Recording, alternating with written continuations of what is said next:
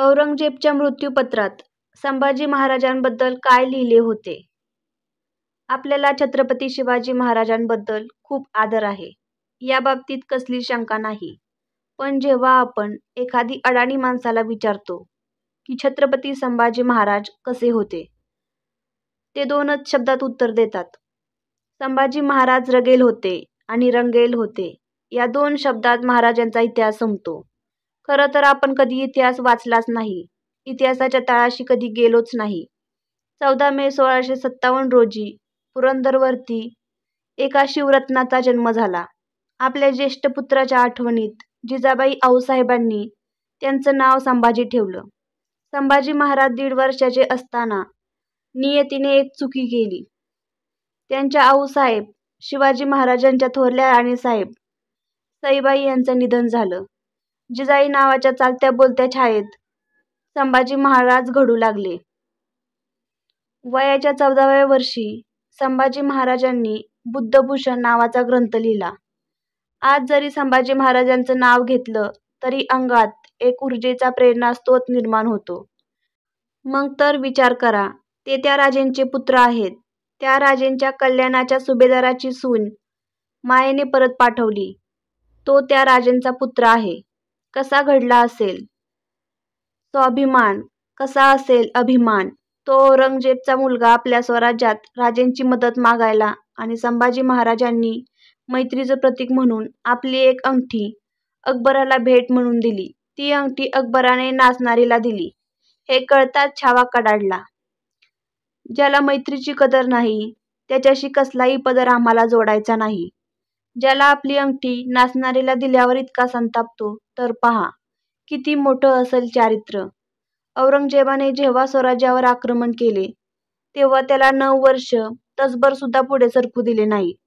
1 February 1689 रोजी बैठक संपून संभाजीराजे रायगडाकडे रवाना होत असताना औरंगजेबाचा सरदार मुकरब खान याने संभाजी महाराज यांच्यावर 300-400च्या तुकडीवर आपले 3000चे सैन्य घेऊन संगमेश्वराजवळ चालून आला. मराठ्यांच्या आणि शत्रूंच्या सैन्यात मोठी चकमक उडाली. मराठ्यांचे संख्याबळ कमी होते. प्रयत्नांची शर्थ करूनही मराठे शत्रूंचा हल्ला परतवून लावू शकले नाहीत. शत्रूने संभाजी महाराजांना व त्यांच्यासोबत असलेला कवी कलश यांना जिवंत पकडले. मराठ्यांचा राजा वैऱ्यांच्या मगरमिट्टीत सापडला. संभाजी महाराजांना पकडले.